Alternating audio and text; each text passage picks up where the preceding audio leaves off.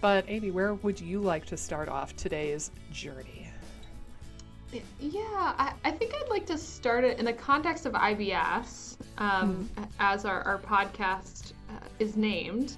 I think a Touche. lot of times, like, from an IBS standpoint, a lot of the focus is on, like, lower intestinal type issues. Mm-hmm. Um, and sometimes what people are feeling is the upper issues, but they kind of it gets labeled as IBS or SIBO, Mm-hmm. and there might be those components involved. You might have loose bowel movements, diarrhea, even constipation if you're having stomach issues.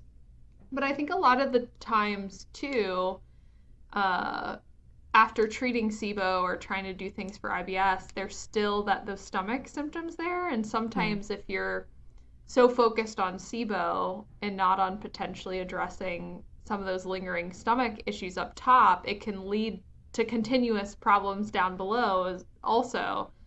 Yeah. So I think from a stomach standpoint, it's such a crucial part of the equation because it sets up digestion. So Exactly. if there's factors that are off up top, it's just going to throw everything off balance downstream. It's kind of a domino effect Mm-hmm. if you're not digesting well up top, and it can create more IBS, more SIBO issues down below. So I think it's a really crucial piece, and sometimes we get very narrowly focused on like the intestines or Mm-hmm. like or the microbes in the small intestines or even the large intestines that like things like stomach issues can be missed, and sometimes they're not. Yeah. Sometimes the symptoms could be more extreme, so it's harder to miss them, but sometimes they can be a little bit more elusive. Mm-hmm. Um, but I definitely think it's a really, really key piece. And if the stomach is not in a healthy position, it's going to be really hard to have microbial balance, good digestion downstream, um, to Motility. eliminate symptoms, motility, exactly. Like everything really gets kicked off in the stomach. Yeah. And I would agree. I think I've heard it worded a couple of ways. Like when I was doing my nutritional therapy coursework, that group tends to say that digestion is a north to south process, Yeah, meaning, it starts with the mouth or arguably the mind and that piece of it, the mindful eating, but it starts up top and then, you care about the puzzle pieces in that order. So like work on digestion as it relates to like your mind and your chewing and that first, then esophagus and stomach, then small intestine, then colon, and like it's almost it's not this simple, but I'm going to propose that sometimes it is. right. I'm in full agreement with you. I do see this trend that's like, oh, SIBO is the cause of, acid reflux. I've definitely seen that like as a big thing just out there. Yeah. Um, and again, I think it's unfortunate because you can just miss a lot of the intricacies of what's going on in the stomach and how that's leading Yeah. to what's happening downstream. Well, and Um, I think that's part of like the SIBO culture that honestly, right, like ever since SIBO came into the spotlight, it's kind of purported to be the answer. right. So that a lot of the conversation in podcasts and YouTube and blogs and whatever, a lot of the conversation, and certainly Facebook forums and like groups of people who have SIBO, a lot of the conversation is focused around I have X, but I have SIBO. So like SIBO was actually, I have Hashimoto's, but it was really the SIBO all along. Or I have Right, X, but it right, was really the SIBO. And it's like sometimes that does end up being true.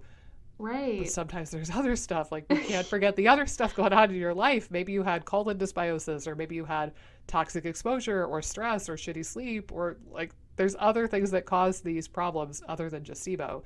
But I do think SIBO gets hyper focused on a lot of the time. But I think that yes, the conventional space loves to talk about stomach acid because they Right. have drugs that effectively suppress the crap out of it. But there's no conversation as far as like the ecosystem of the stomach or the health of the stomach. At least not really, not from what I've seen. Right. Exactly. Exactly. Um, there's a lot of focus on it, but not necessarily the right focus that I think would be helpful for the majority of 95% of Yeah. the people that they're prescribing PPIs to. Yeah. It's kind of a totally poor fit, Yeah. almost damaging fit, unfortunately. Yeah. Yeah, I think that like maybe we could talk a little bit about like from a GERD, gastritis, acid reflux standpoint, like what are the key players to a healthy stomach and Hmm. what are the things that could potentially go wrong? If you want to Yeah. kind of jump off from there. Yeah, and I think the starting point, maybe one of the easiest starting points, is the microbial environment. So like we Hmm. said, there's a bacteria that can inhabit the stomach called H. pylori, and it's not uncommon. When you do testing for it, you can test for it a couple of different ways. You could do a stool antigen test, you could do a breath test. Um, it's not an uncommon thing to find. If you have symptoms of reflux or GERD or gastritis and you get a positive test for H. pylori, I think that it's worth addressing. If Right. you don't have those symptoms and you have a positive test result for H. pylori, particularly something like a GI map test, I would probably lean towards not treating it. I have Yeah. seen some research now where they're saying that H. pylori is an inhabitant of about 70% of people's stomachs. It's common enough that we think it's probably normal. Yeah. So it might even have a protective role or a normal role that we're not really understanding fully. But it's certainly, if you have acid reflux and that's a symptom like that you have, and then you get testing back and it says that you have an overgrowth of H. pylori, then just treating that bacteria and getting that number shaved down a bit, doing some antimicrobials or some mastic gum, like that can be really profoundly helpful for people. And it's pretty simple. Right. Take a couple of supplements, maybe a probiotic, and then you could knock that stinker back a couple of pegs, and then you're good to go. And again, I don't necessarily, it just is frustrating to me that a lot of times what you were talking about, like if anyone's having any gut symptom, it might even be IBS. They're like, a lot of the conventional system is like throwing PPIs at things. Well, a Yeah. PPI could create a perfect environment for H. pylori to take over the stomach because H. pylori does not want to be in a super acidic stomach. So having like a lower stomach acidity can make you more prone to an overgrowth of H. pylori. Mm-hmm. So I just think it really frustrates me from a conventional standpoint that you have probably people that could have H. pylori creating some of their symptoms being just put on PPIs as like a potential helper. Yeah. And then the H. Um, pylori is like, woo!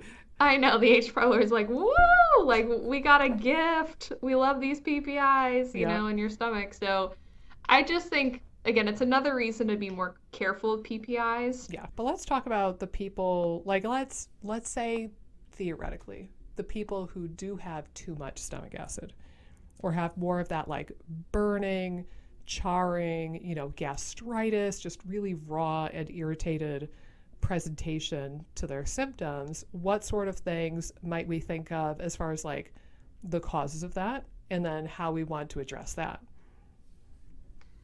Yeah, I mean, I think that uh, typically from like a cause standpoint, I think I tend to think stress is at play in a lot of people that have gastritis.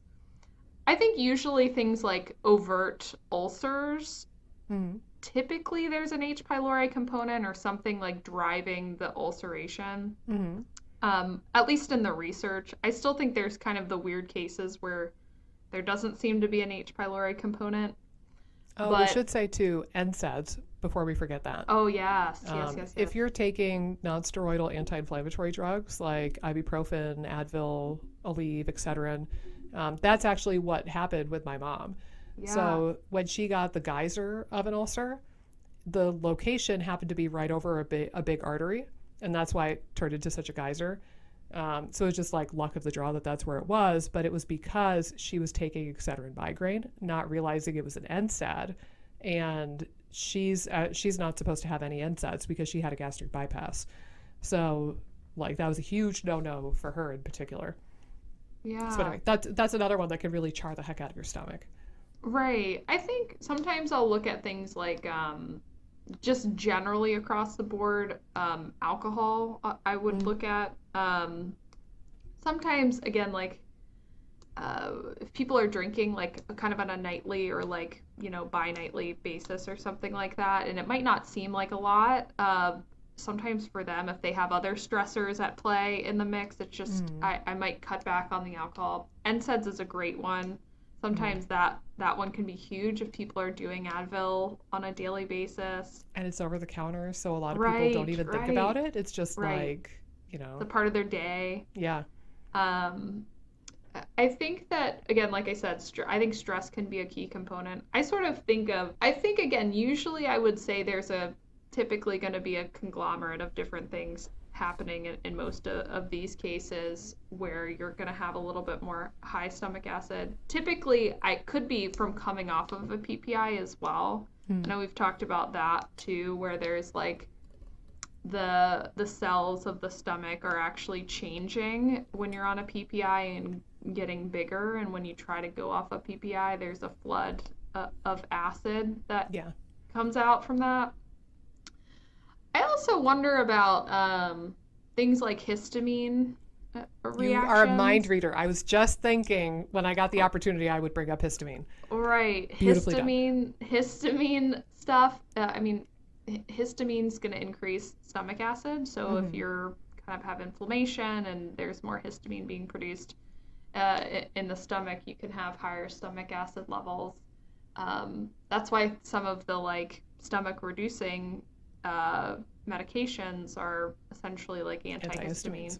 Yeah, I think the other one that I just have on my radar too is just like very broadly inflammation or Right. immune perturbation.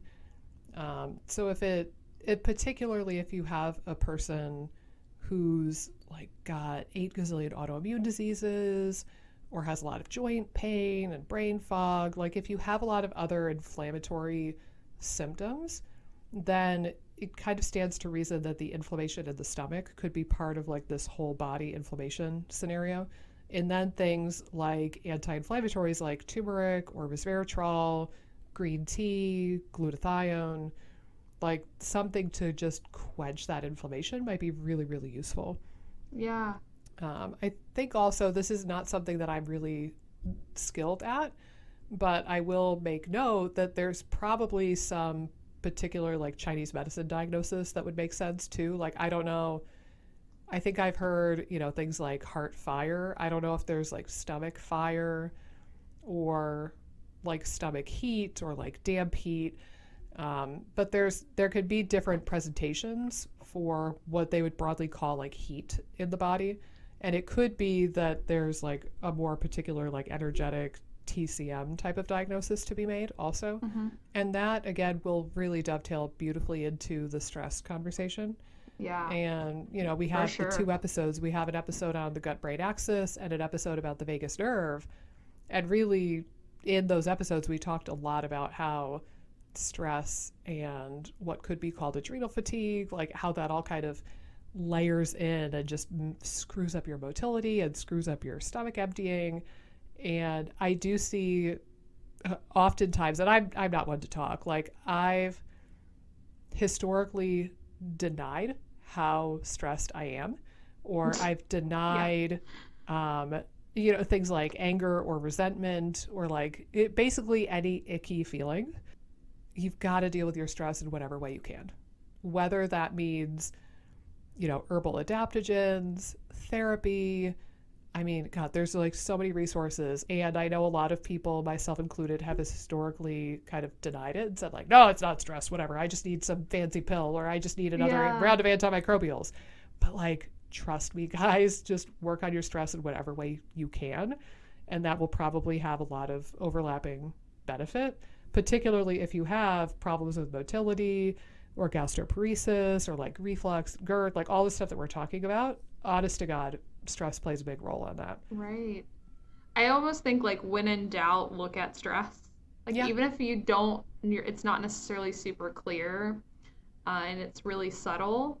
I think stress is just, it's so pervasive, like you're talking about. And I know we are both more people pleasers, Yes. which probably means we're holding stuff in and not necessarily dealing with some of the emotions we have, which then kind of we internalize things, which is not conducive for stress relief. No.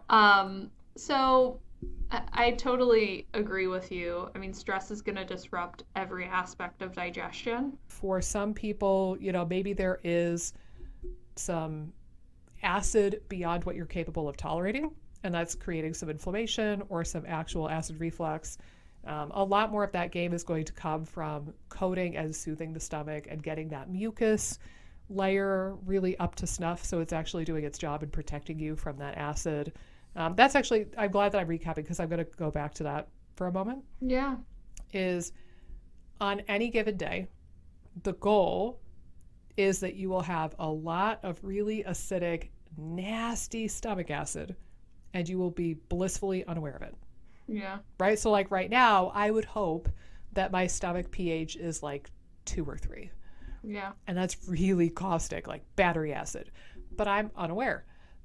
Ideally, that's what should happen. And the reason for that is because, yes, you have a lot of acid and it's very caustic, but you also have a mucus lining separating the cells that make up your stomach from the vat of acid that's contained within. So working on that mucus lining could be really important too.